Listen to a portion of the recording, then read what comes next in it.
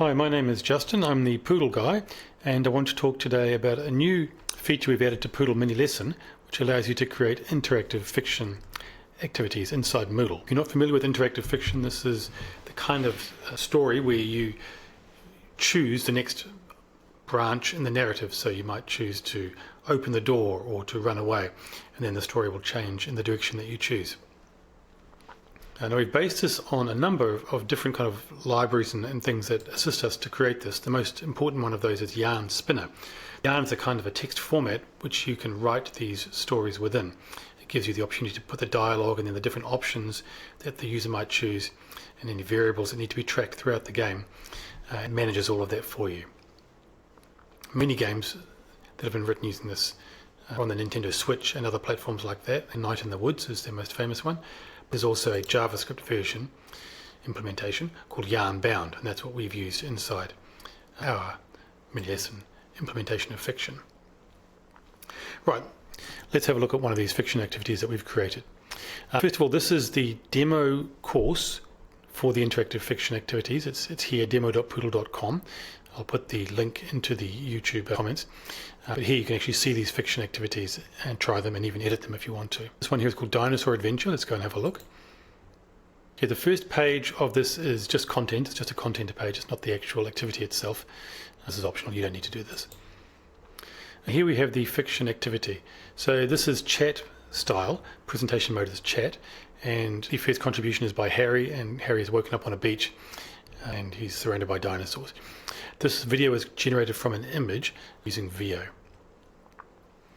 Then we have, beneath it we have the options that the reader can choose. So in this case, our explore the jungle or look for other survivors. Let's choose explore the jungle.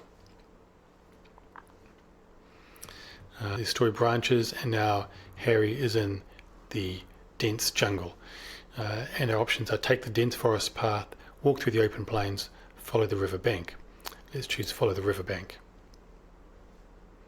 And he meets some herbivores, and so it goes on. This is an activity which has a lot of pictures, probably quite difficult to create because of all the pictures.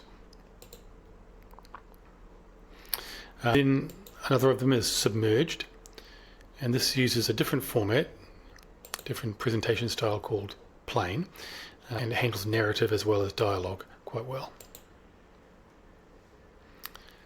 The narrator says there's a loud clang at the back of the sub, and do we want to go back to check the noise or to call Commander Miller on the radio? So we call Commander Miller, and Commander Miller replies, and we have a little avatar for Commander Miller and his contribution to the chat.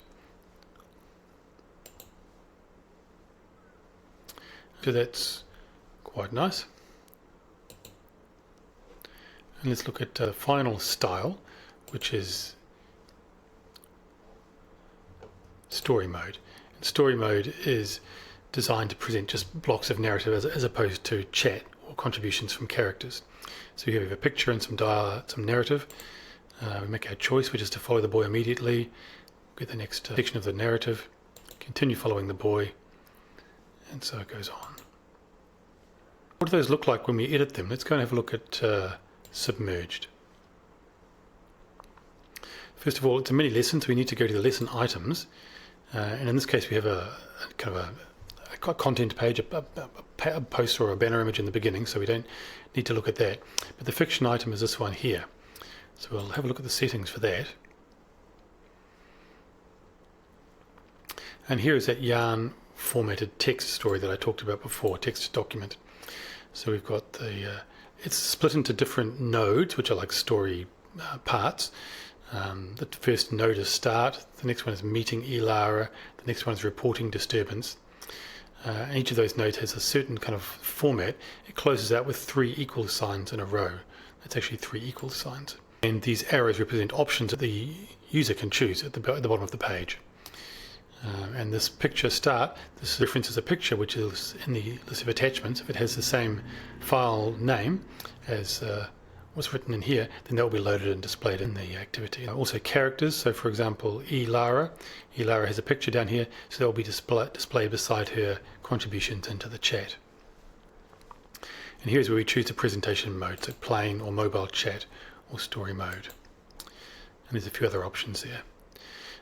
Writing this fiction format is a little bit finicky. If you make some mistakes, the game might not work properly, or it might even crash. There'll be a little red error message if it does that. And so to make it a little bit easier for you to edit your activities, your stories, or to create them, we added this little syntax check button here. So if you press that, provided the syntax is okay, you'll get yarn syntax okay. If, however, you make some mistakes, I'll just ruin this one by putting an error into it by changing the indentation level. If I click yarn syntax, I'll get a little error list. The error message here is not very helpful, but it does tell you which node the error occurs within, and hopefully you can spot the error by going in there and looking at it. We've got some documentation to help you do this. This explains the way to write those yarn texts, and down here we've got a list of those errors and the ones you should look out for if you do have an error. We shouldn't be talking about errors anyway. Let's go and have a look at some more fun stuff. Okay, so let's say you want to create a new one. How would we do that? Well, we'll need a new mini lesson, so let's create a new mini lesson activity here. Like this. And we'll call this IF, and we'll make this one, just make this one a kind of a familiar one, so we'll call it Red Riding Hood. Red Riding Hood. And then this is just a mini lesson, not the fiction item type yet. And now we have no item type, so we need to choose one. So add a new item, scroll down to the bottom, we look for fiction. Where's fiction gone?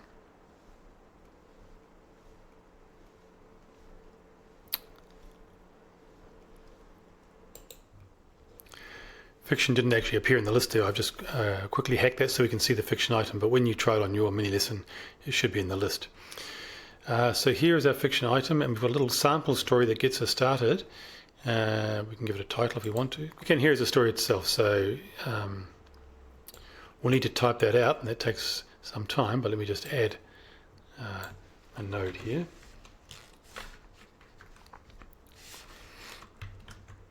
And we'll call it title The Wolf. Big wolf jumps out. It would be nice to have a picture if we had a picture, so let's go here, picture.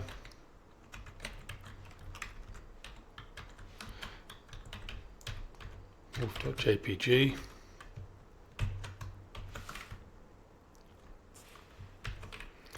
I'm going to jump to the next node, which in this case we'll just make it the end. We haven't actually got a wolf picture, so we need to put one in there, so let me just prepare a wolf picture.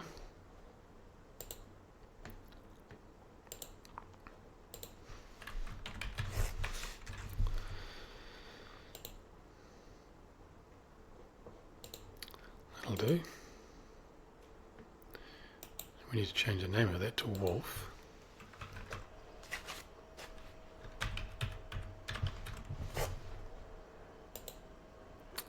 Okay, so we know we've added a node here called wolf, and we need to actually make sure we arrive at that. So we'll just change this one here to jump the wolf. Okay, let's check our syntax. Looks pretty good. Okay, save our item. Let's go and see how that looks.